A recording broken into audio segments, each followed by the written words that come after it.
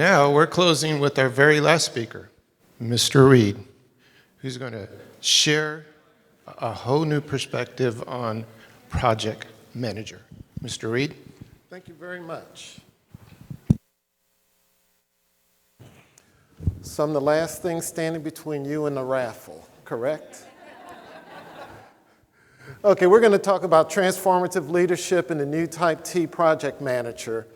A little bit about my background. I started off being very technical, going down the pathway of being a database administrator, and decided I enjoyed working with people more than I did databases, so I started transitioning over to becoming a business analyst and later a project manager. After working as a project manager for several years, I applied for a job to work in software quality assurance at the Federal Reserve Bank of Dallas. During the interview, they asked me one very important question: why should we hire you? And I explained to them that I'd been working in project management for a number of years, but I was also teaching project management at one of the colleges in the evening.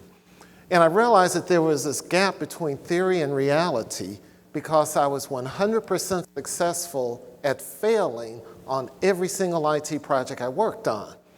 And yet I'm over here teaching project management at the college. So they said, great, you're hired. So I spent the next several years doing nothing but studying failed projects. And when I came out of software QA and went back into project management, I was 100% successful on every project I worked on after that. The work that I did ended up being part of an article that I wrote for Database magazine about scoring with software fixes. Now, during my analysis, I identified 3 major points of failures for projects. You have the stakeholders, the team members, and the methodology. When a project failed, there was a lot of finger pointing that was going on. Team members are pointing at each other. We're pointing up at the stakeholders. The stakeholders are pointing down at the project team. And the powers that be looked at all this infighting and said, we will solve this problem. We'll just outsource everyone. So we looked at this and we said, you know what, we have to find something else to blame. So we started blaming the methodology. The methodology was real easy to blame. It's just words on a sheet of paper, pages in a book. And therefore, you know, it really wasn't going to argue back with us.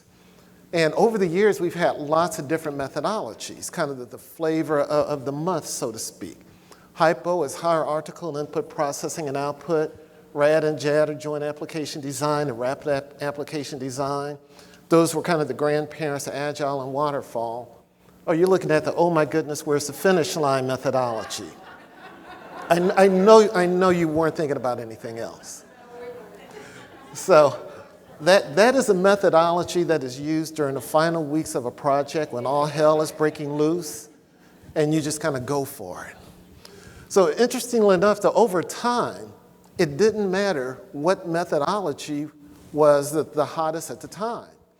We were looking at roughly a 30% success rate on IT projects. And I like the fact in this report they put something called challenged. To me, it's either thumbs up or it's thumbs down.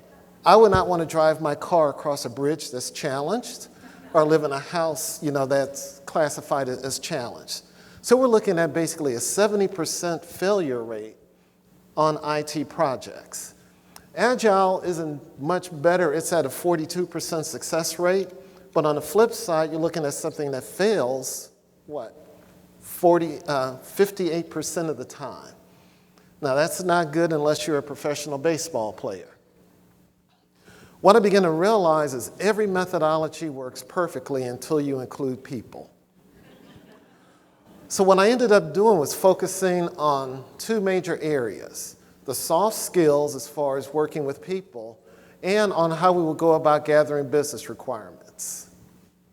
Now, what do we mean by soft skills? Soft skills are the skills that can be applied across multiple disciplines. The same soft skills you could use in project management, you can use those at home. You can use those to work again with your children. These are some of the soft skills that we're going to be talking about today. Also, soft skills are leadership skills. These are the skills that we use to work with individuals who are not like us. Now, as project managers, we are all perfect. And unfortunately, we have to work with people who are imperfect and people who are not like us in a variety of different areas. Project managers versus non-project managers, different genders, different generations, all different types of individuals. In my job working in IT, I had to work with everyone from the person who drove the forklift in the warehouse all the way to the CEO. So it's all about using these skills to work with individuals who aren't anything like us in every way imaginable. When I was working on my 2 documentaries, I ended up working with individuals who definitely were not like me, different genders, different generations, raised in different communities. My videographer, chief videographer, Kayla Key, was kind of interesting. I like to say I was in the Facebook, she was in TikTok, and we met somewhere in the middle like an Instagram. But it was a lot of fun. So one of the things I'm going to talk about now is a learning concept called transfer of learning. In working with IT projects, I realized the shorter the project duration, the higher the probability of success. And in order to get the executives to understand this, I had to use transfer of learning. How many of you have ever owned a dog? Okay, and how many dog years are there typically in a calendar year? 7. So I told the executives, technology years are just like dog years. I brought in our technology puppy. Technology years are just like dog years.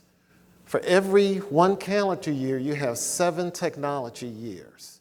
If you give me a project that's 3 years long, you're looking at 21-year-old technology. And a project that's 3 years long, by the time we get ready to go live, the technology stack has changed. The hardware is about to be desupported. The operating system is about to go out. And chances are great during that time period, the business requirements also changed. If you give me a project that's 1 year or less in duration, you get 2 years in that particular technology stack, and you end up with a positive return on your investment. And the executives got it. They started understanding this relationship between the fact that you can't give me a 3-year project and expect that project to be successful. So I ended up using transfer of learning on writing and directing films. So, for example, in this one called Breaking 3 Hours, I put together my business requirements, and the business requirements for a film is usually your storyboard. Or on one part of the page, you indicating, what people are going to be saying, and then on the other side, kind of what people may be looking at. And just like with any business requirements, I gave it to someone to look over. And as she was looking over the very first page, she stopped and she goes, "What's a marathon?" And I explained it to her. And then she goes, "Well, what's the big deal about a 3-hour marathon?" And I explained it to her. And then she said, anyone watching this film isn't going to have the benefit of you sitting next to them and explaining these things to those individuals. So with this, we're talking about a variety of soft skills. The ability to listen, and this is listening without thinking about how you're going to respond. The ability to accept constructive criticism. The ability to tell a good story. And as a project manager, you're giving presentations. It's all about telling a story. So as a result of this one person going through my business requirements and my storyboard, I literally ended up changing the entire documentary. And this is how we ended up with for transfer of learning.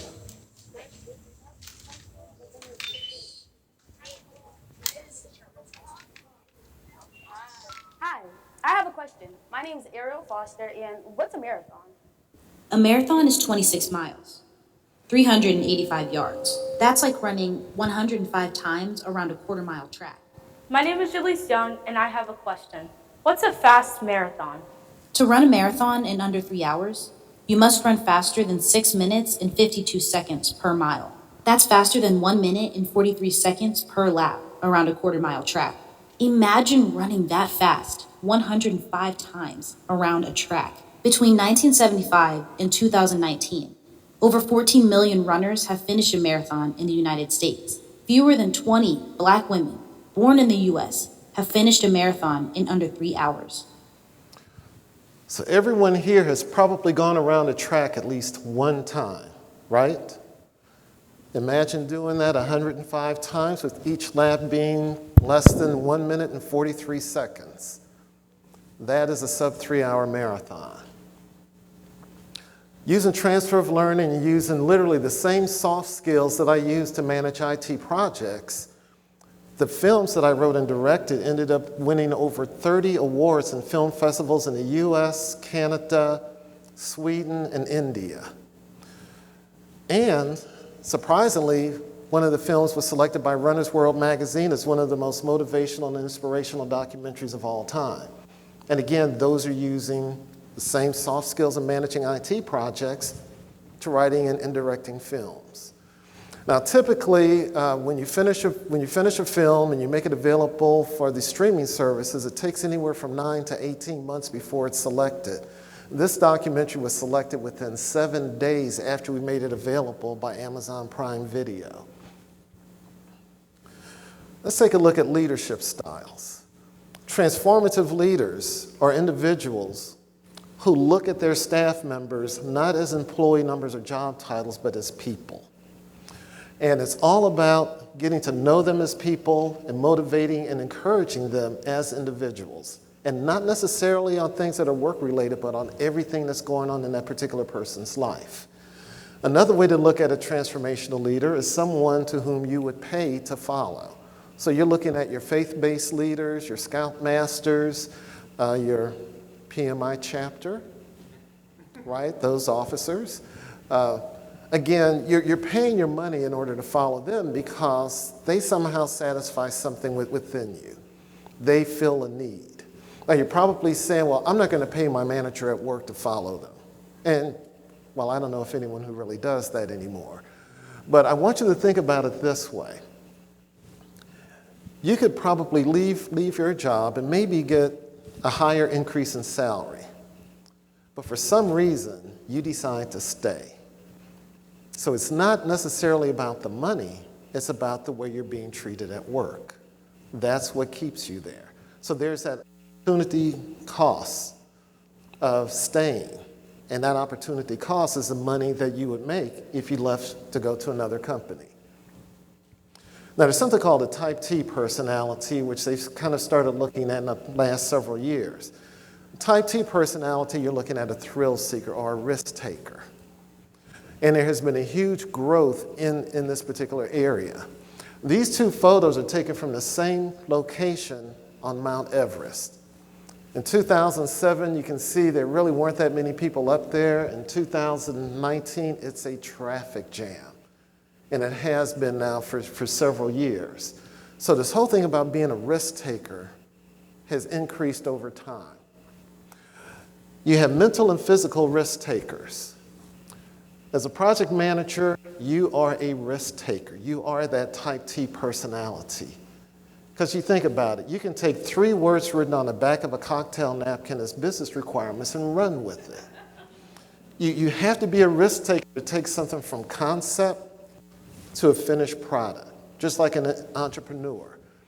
Physical thrill seekers, again, you're looking at your endurance athletes, of whom I definitely fall into that category. And during the workshop, we talk about how to deal with your negative type T mental individuals, such as your narcissists. Running Times magazine wrote an article about the type T personalities, and they described mental type Ts. And as you look at this describes project managers to a T. You're creative, you're flexible thinkers, and you enjoy those intellectual challenges. So you are already a type T personality. What happens when you cross a transformative leader with a type T personality? You get an individual who can motivate and inspire their staff to achieve things not only at work, but also outside of work.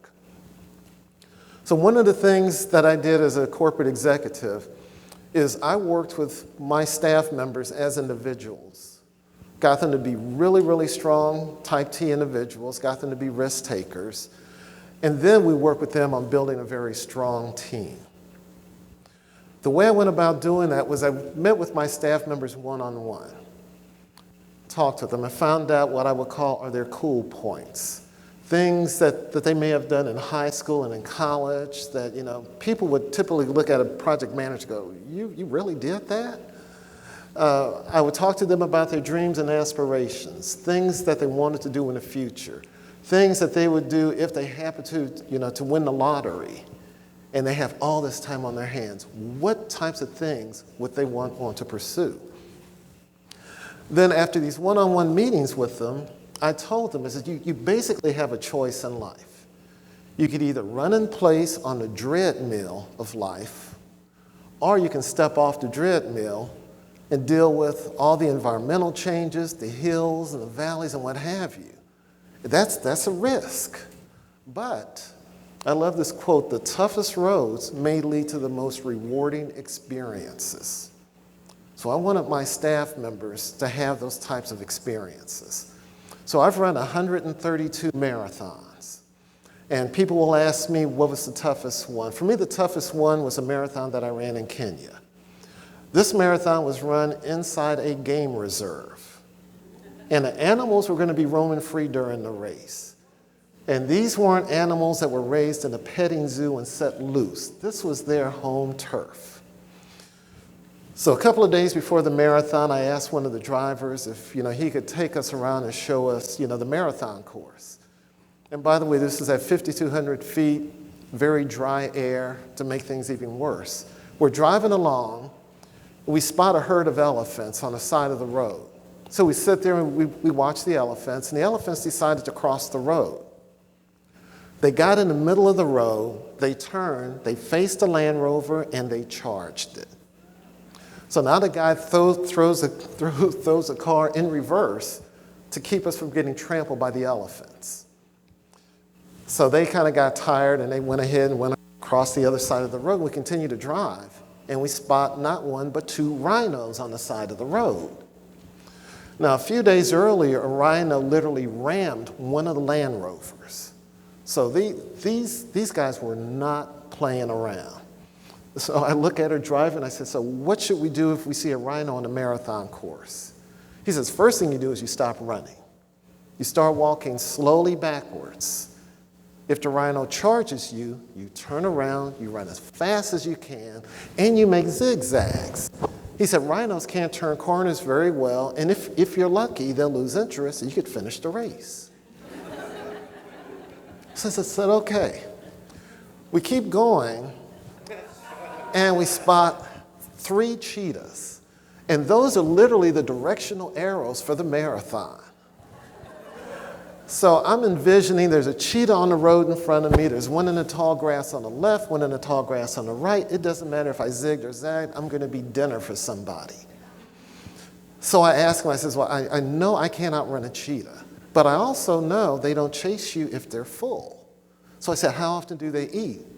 And he says, well, a good zebra will last them 2 or 3 days. We go over the next hill and saw 2 zebras fighting.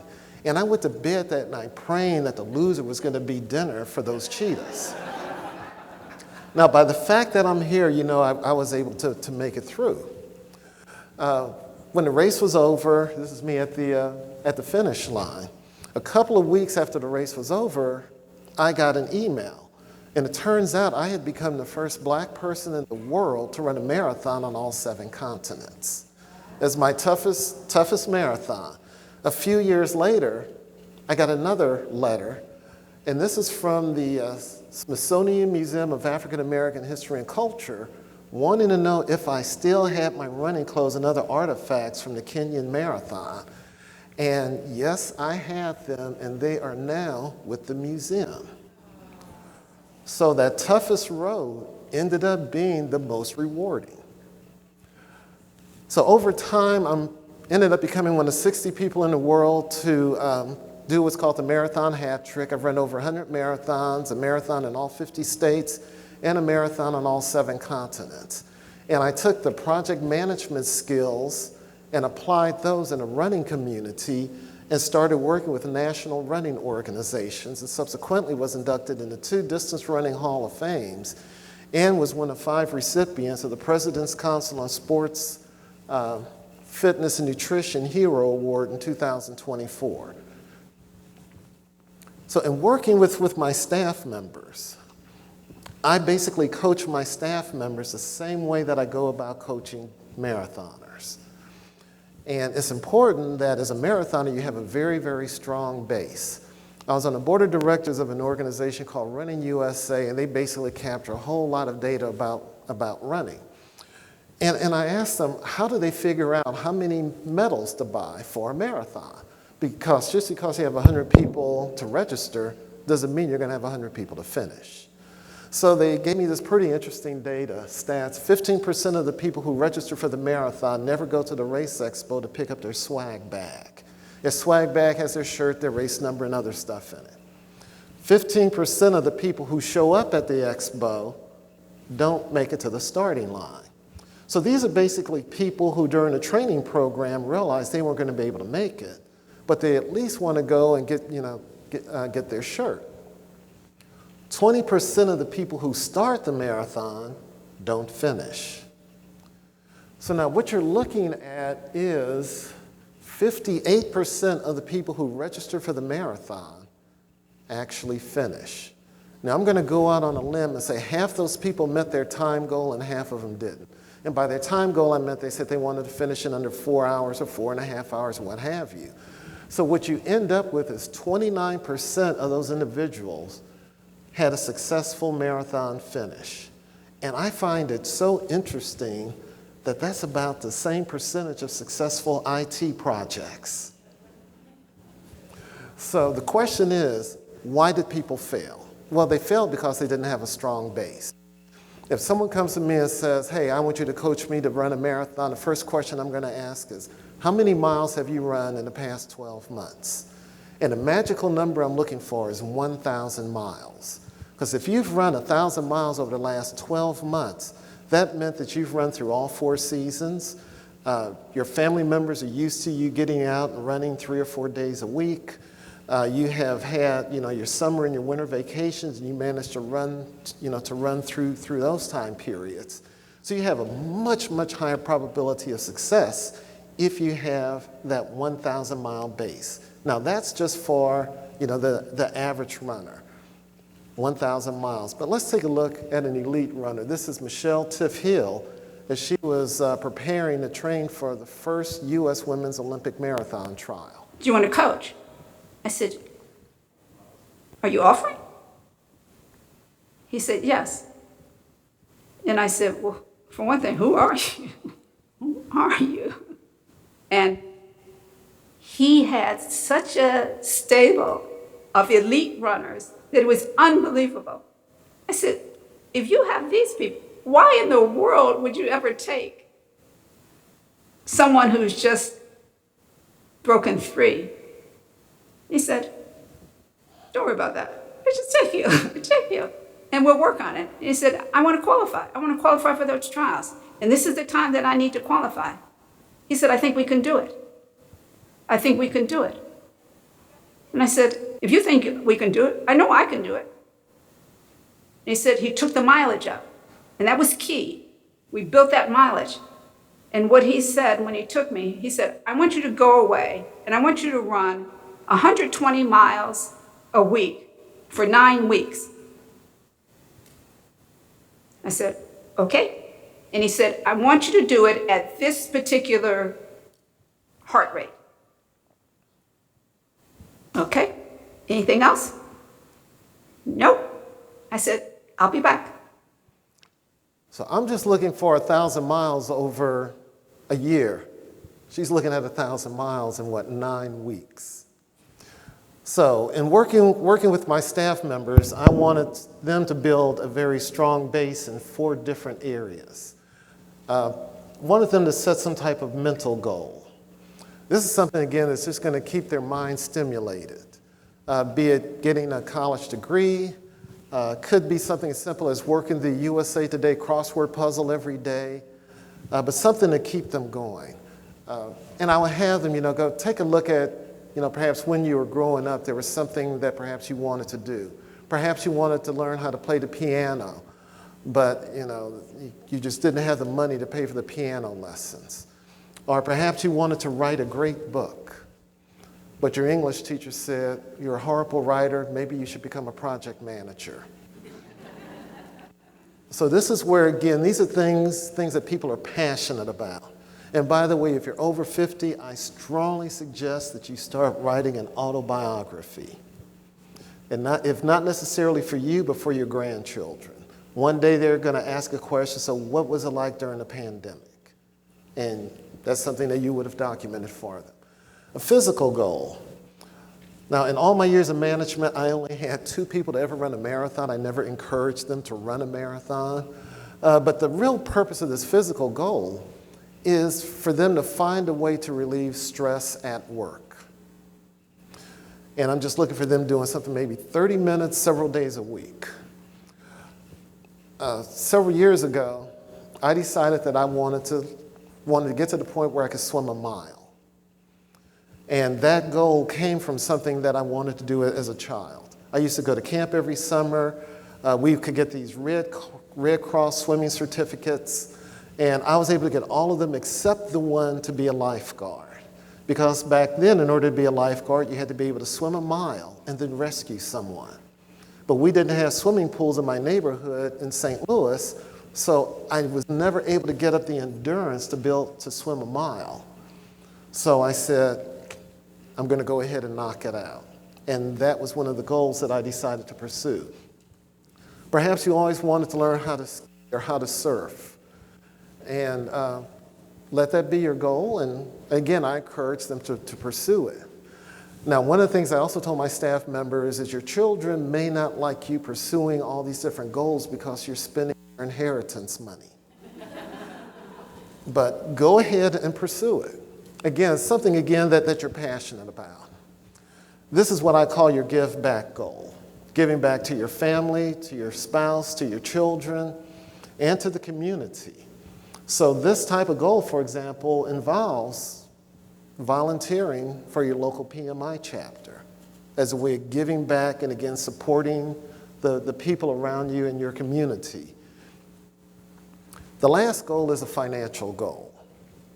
Right now, we have a generation that's coming up, and they are knee-deep in debt. I would, again, get with my staff members, and I would know who was contributing, for example, to the 401k. And if they're not contributing, I would talk with them about it. It's almost like a no-brainer. The company's going to match, a certain percentage of what you save. And they're saying, well, I'm just not able to do it. And I said, well, just do one of the things I did, when I was your age. And that was I would take and I would save half of my raise, just automatically take it and just save it. And after a few years, you'll look up and you're saving 10 to 15% of your salary. So you can also bring in debt counselors or people that can literally talk to your staff about how to go about saving money and how to go about getting out of debt. And those individuals, by the way, you can find them for free. So again, working with my staff, I would have them set financial goals. And at the end of the day, I would say, okay, we're going to take 1 or 2 of those goals, a mental or physical goal, and I want them to set a deadline for when they are going to have it accomplished. Because if you talk to people about things on their bucket list, they say they'll get to it someday, but I said someday is not a day of the week. And when they set that deadline, it has to be 1 year or less in duration. Yes. In order for it to be successful. And immediately, they would start literally putting together that mental project list on how they are going to reach that particular goal. For a small investment, if you can spare $50 per employee, what I did was I got them a magazine subscription to support that particular goal and had it delivered to the office, not to their home. Their spouse may not support them in pursuing that particular goal. Have it delivered to the office. Have it be paper, not digital. Every month, that magazine comes in. It's a reminder to the staff member that they have a manager who cares about them as a person. Every time I see it in their office, it's a reminder for me to ask them how things are going with them pursuing that goal. And other staff members or start asking them about the magazine, that's coming in and what's going on with them. And so you have everyone in the department holding each other accountable for reaching these particular goals. Now you're probably saying, what does that have to do with anything at work? Well, my objective every day I walked into the office was simple: to leave as quickly as possible. Why? Because I wanted to have fun. I realized as a manager and executive, I can only do so much to make a person's job hot and sexy. But if I can't make their job hot and sexy, maybe I can give them something outside of work to get them excited about, and they would bring that same excitement and enthusiasm into the office, and just like me, they would want to work as effectively and efficiently as possible so that they can go have fun. People who didn't have a life outside of the office were the ones that were coming in. They would take an 8-hour task and stretch it out to 15 hours because they didn't have anything to go home to. They didn't have any hobbies. They didn't have any objectives. For them, work was their life, so their objective was to spend as much time there as possible. So we ended up having a lot of fun at work. People ended up pursuing a lot of very interesting outside activities. And the other thing that I told them was being a realist. So you may not be in corporate America until you retire. And so, that little outside activity that you're pursuing may end up being a thing that becomes your full-time job if you get laid off or downsized. So in working with my staff members, I wanted them to become risk takers.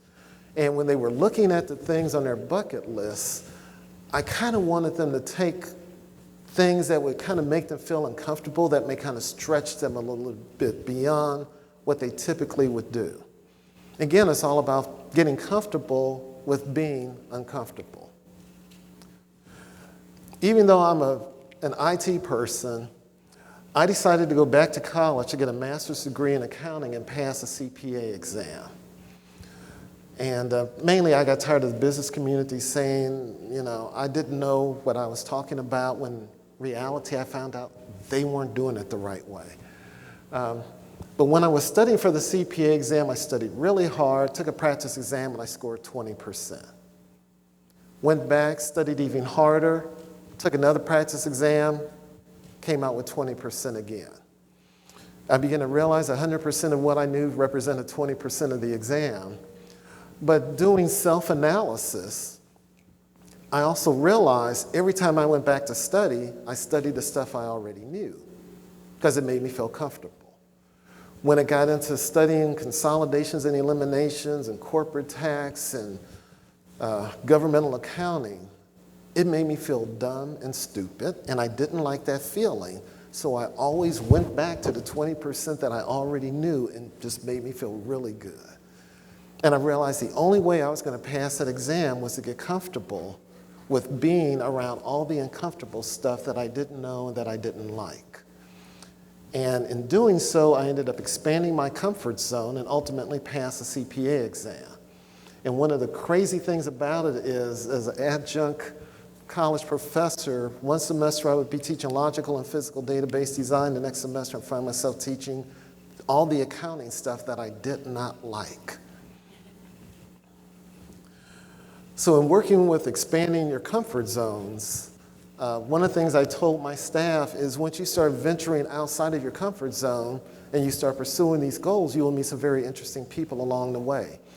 I was at a banquet in Buenos Aires, totally random where you sat, and I happened to sit next to this lady named Jenny.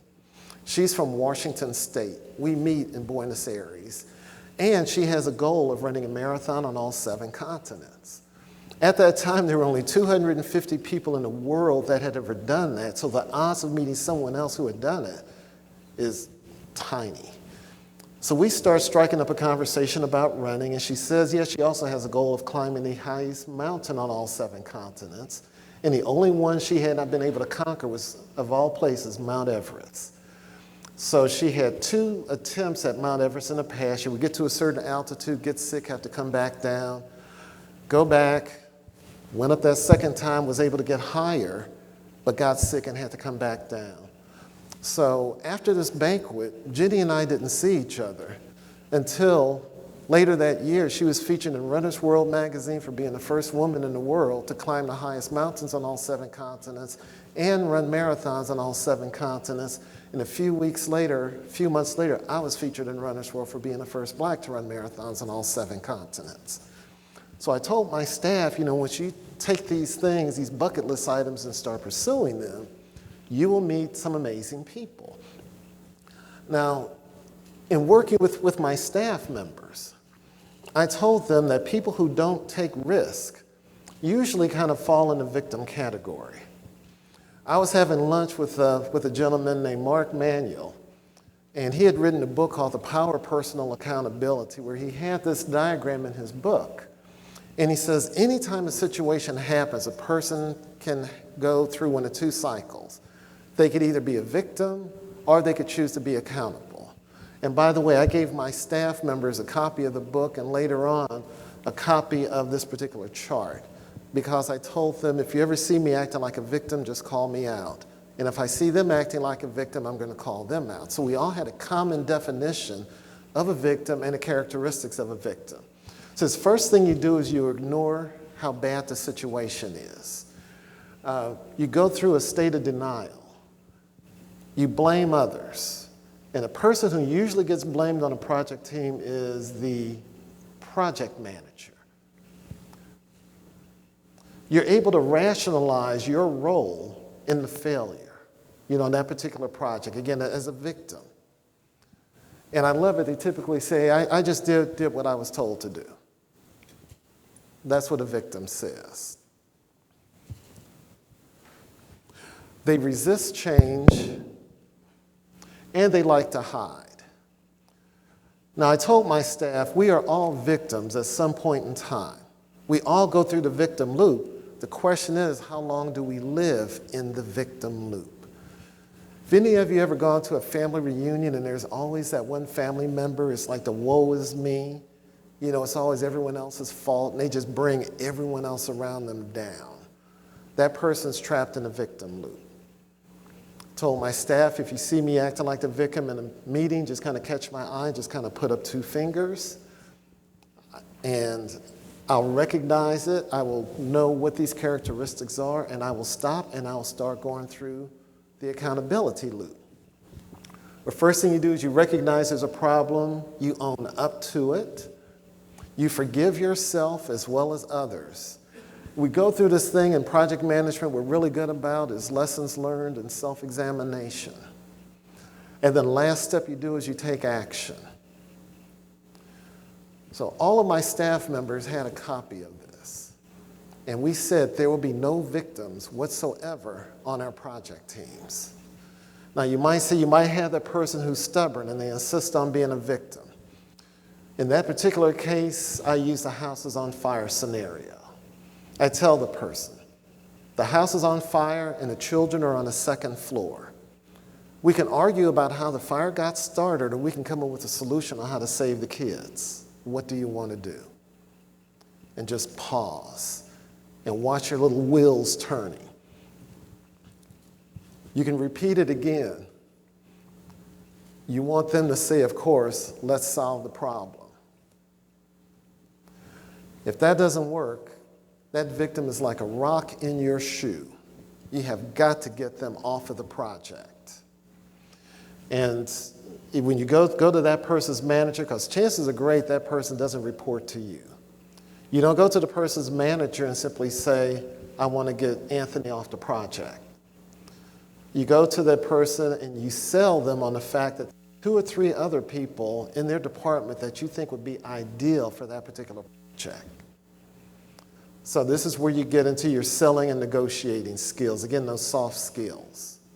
Give the person a solution to the problem. Don't just come to them and say, Anthony's a problem. Give them the solution and sell them on that particular solution. Now, people also become victims because they don't know how to overcome obstacles. How many of you in here have ever run a marathon? Ooh, okay. So you may have encountered this thing called the wall. So the wall is what we experience somewhere between about 18 to 20 miles. And it is basically when your body runs out of glycogen. And it's real funny for me to watch first-time people who are training for their marathons experience hitting the wall. And I tell them that the wall, I tell them that the halfway point in a marathon isn't at 13.1 miles, but it's actually closer to 20 miles.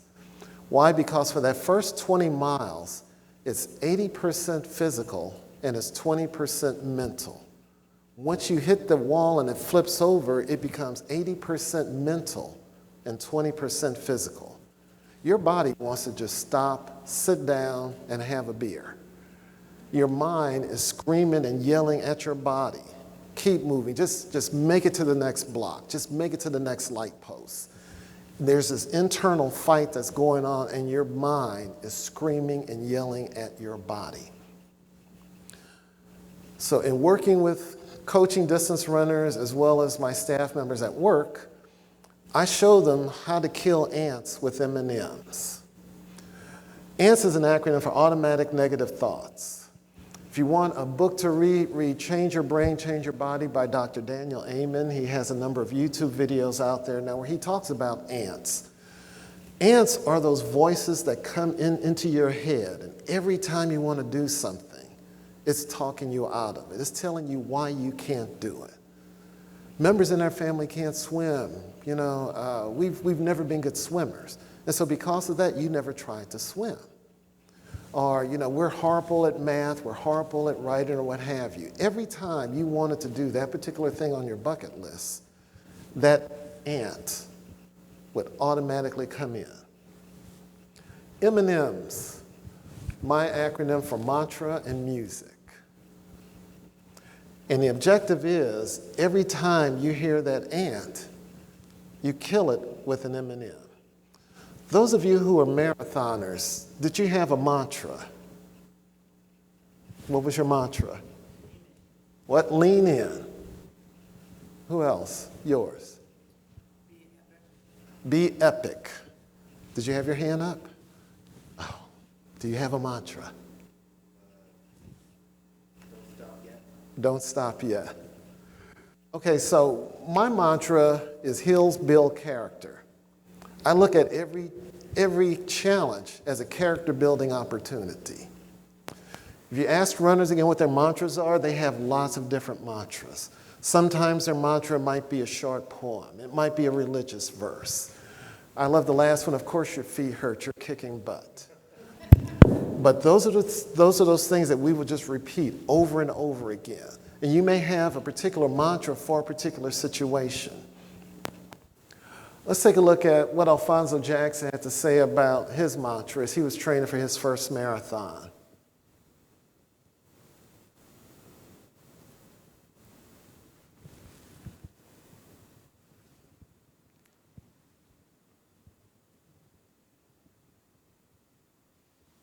To make a long story short, I made it to 23 miles and couldn't finish it because I ran too fast too soon. I took some stuff that I shouldn't have took that I didn't take in my training. The body taught me a good lesson about that. If you don't train with it, don't take it. We're on a marathon course because the body is going through changes. And it was devastating because I had been an athlete all my life and I had never failed for as I was concerned at anything. I never quit a team. I never got kicked off a team. So that was devastating for me. So I decided, this marathon, I'm gonna do this marathon. So I'm gonna come back next year and kick this marathon's butt. Well, I came back the next year and I made it to 22 miles, same marathon. And I did everything the second year double to make sure I would succeed in what I went out to do. I went out the same silly way. That was, again, it was devastating because I didn't finish. And one of my running buddies told me, one that had finished the marathon told me, he said, "Fonz, you're approaching it the wrong way." He said, "You're looking at it as totally physical when it's really mental." He said, "When you get to be, the mental part is what the part you haven't got down." And he was right, because when I started hurting, I focused on the pain too much rather than focus on what my goals and my objectives was. And that's what he said, you got to keep your objectives in front of you. And when I got my third marathon, I ran smarter. I went out at 7-minute miles. I kept it pretty much for the whole marathon, except for the last few miles. And I finished it in 3 hours and 1 minute, which is 7-minute mile pace. Then I realized this is what the marathon is all about. My favorite mantra is mind over matter. If you don't mind, it don't matter. I love music. So the first M was mantra, the second M is motivational music.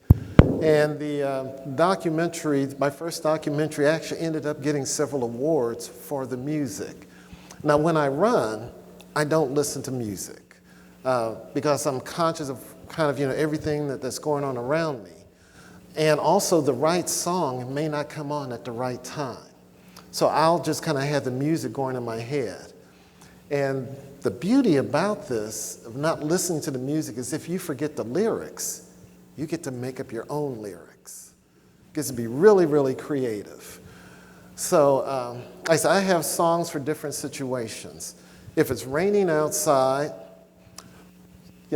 any song that's related to rain. Raindrops keep falling on my head. You're looking at Psycho Alpha Discabedo Bio Aqua Do Loop. I'm a huge fan of Parliament Funkadelic and George Clinton. The short name of that song is called Aqua Boogie. And in the song, he has lyrics where he talks about dancing underwater without getting wet. And when it's raining outside, I imagine the raindrops are parting and I'm perfectly dry and everyone around me is just completely soaked. If it's hot outside, I live in Dallas, Texas. I'm singing It's Hot in Here by Nelly. Again, songs that are related to heat and related to the sunshine or just being hot outside. If it's snow, again, running in the Antarctica Marathon. To me, any Christmas song is appropriate. My favorite one is Grandma Got Run Over by a Reindeer. I actually had songs associated with the meetings that I used to go to at work. So there was one meeting where I would walk in with the executives. I'm standing there in a doorway, and I'm thinking clowns to the left of me, jokers to the right.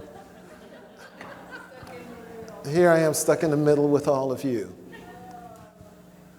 So again, I would end up working with my staff members, finding out things that they always wanted to do, things, their bucket list items. And I would encourage them to pursue those particular bucket list items. And in the process of doing that, they're expanding their comfort zones. They've learned how to become risk takers. And they're bringing all of this same energy into the office and into the workplace. We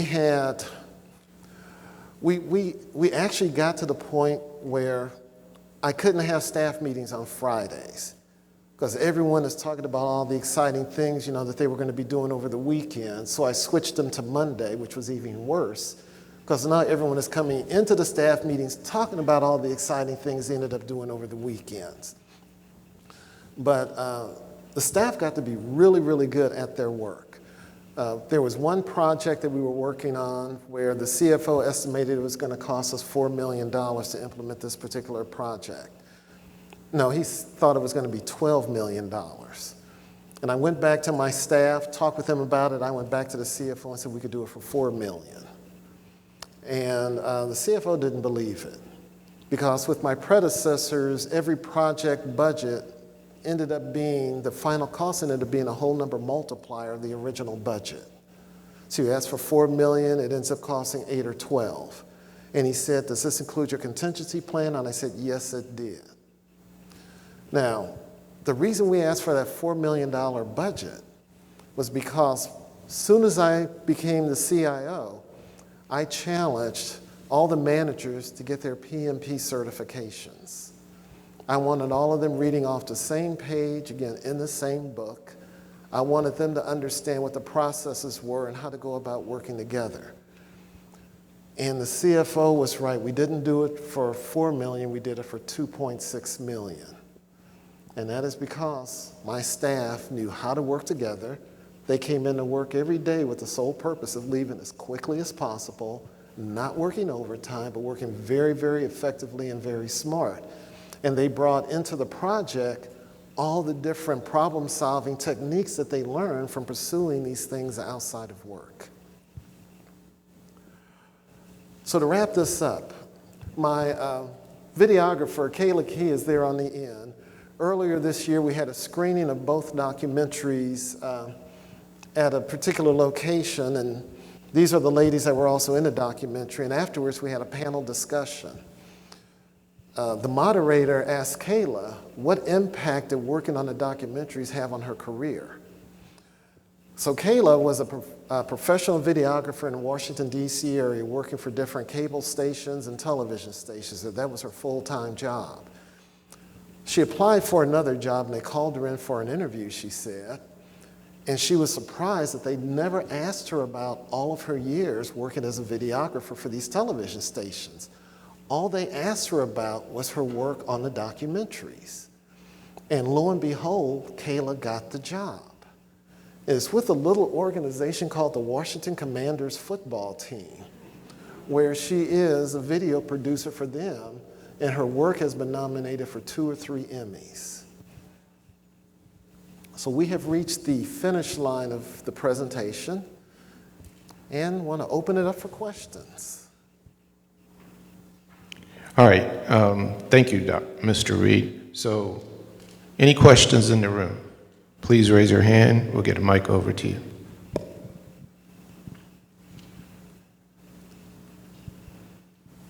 All right. Thanks. Hi, my name's Skip. Ridiculously fantastic presentation. Thank you. I'm not the functional leader in my group. However, there's some of the things you talked about as far as like helping people find their passions or maybe nurturing them. I'm curious how you would what are some ways you think I could foster that atmosphere without being the functional leader? Okay, so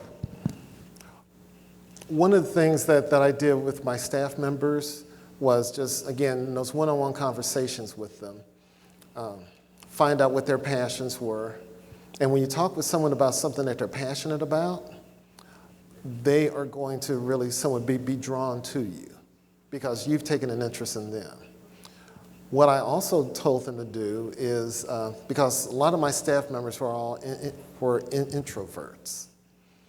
And I says, I want you to go to other staff members in a department, walk into their cube, just look around, and ask them about something that's in their office. If they have pictures of their kids, ask them about their kids. If you see a golf trophy, ask them about golf. And engage them about things that they're interested in. Then I said, after you feel comfortable doing that, I want you to go out and do that with the business community. So now we're talking about people that don't report directly to us. The staff got so good at doing this that at this particular company, we had an annual company picnic where all the different departments had their picnic tables. My department was the only one that didn't have a table because my staff members were invited to everyone else's table. And because of that, we were able to get much, much better business requirements because they didn't see us as job titles and as employee numbers. They saw us as people who flew big two-handed kites, who drove race cars over the weekends, who were in adult softball leagues. And we ended up literally getting the entire company involved with us. And they didn't see us as an adversary. They didn't see us as someone who's coming in there to take over their job. When the business analyst comes in, they saw the business analyst as someone who was coming in there to make it so that that person could spend more time pursuing their outside activities. So it was an interesting twist on how we were able to flip this and get the entire company involved in it. And for my staff members, by the way, I told them, that this is saving their jobs because companies will outsource DBAs, sysadmins, and project managers, but they're not going to outsource Bob, Joe, Mary, Sue, and Bill if they know you as a person versus that job title. Any other questions for Mr. Reed? They can be about running, filmmaking, or IT. But don't ask any accounting questions, We have one especially down tax below. questions. What has been your most favorite race that you ran? Oh, my most favorite race is the French Riviera Marathon. It ran from Nice to Cannes. You had the beautiful Mediterranean on the left, beautiful French villas on the right, and great food in between. Yes. Hi, sir. It's very nice presentation. Thank you so much. So you mentioned that if we have a passion, the person will be focused on like completing the work on time and then will be leaving. But their focus will be on their passion during the work, right? How they focus on the work if they don't have passion on the work, on the work they do. How do they focus on their work if they if they're not passionate about it? Yeah. That's a good question. And the way my staff and I looked at it and the way that I approached it was that work is work. You know, to me, it doesn't have to be exciting. They just have to make sure the paycheck doesn't bounce. And like I said, I can only do so much to make their job hot and sexy. You know, and we just have to accept, that's something we just have to accept. And so if I can make everything else around that bad situation exciting, they can tolerate that bad situation. And plus, when they would come into work, they have people around there that are supporting them and pursuing all these things outside of work. And their friends and their family members may not support them in pursuing those particular goals. So they end up loving us more than they do their family members. Thank you. Thank you. You're welcome. We have time for one last question, Mr. Reed, and here it is. Okay. They saved the best for last. So what's next, and how do you keep motivating and inspiring your own self to set even greater, new, higher goals? How do you keep generating that inspiration? Thank you. I have 6 grandchildren. And so my objective is to kind of do things with them and for them and to get them to see, you know, that there's a lot more than life than just, you know, whatever happens to be in the city of Dallas. So it's a lot of fun with them. My granddaughter came over to my house, and she just knew me as, her nickname for me is Papa T, Papa Tony. So she calls me Papa T. And she just knew me as this guy that would come over when she was younger, change her diaper and babysit and what have you. She didn't know about anything else that I was doing. And when she walked into my house, and she literally saw a wall full of medals and awards from films and everything else, she was just floored. And she goes, "This is what you do?" I go, "Yeah, kind of on the side." And so now for me, it's motivating and inspiring her to pursue traveling. And in fact, whenever I go on a trip, I always mail her a postcard from wherever I happen to be. I bought her a special box to put all the postcards in. And whenever we get together, break out the box, start going through the postcards, and just kind of inspiring her to be very adventuresome. Thank you. Okay. Round of applause for Mr. Reed.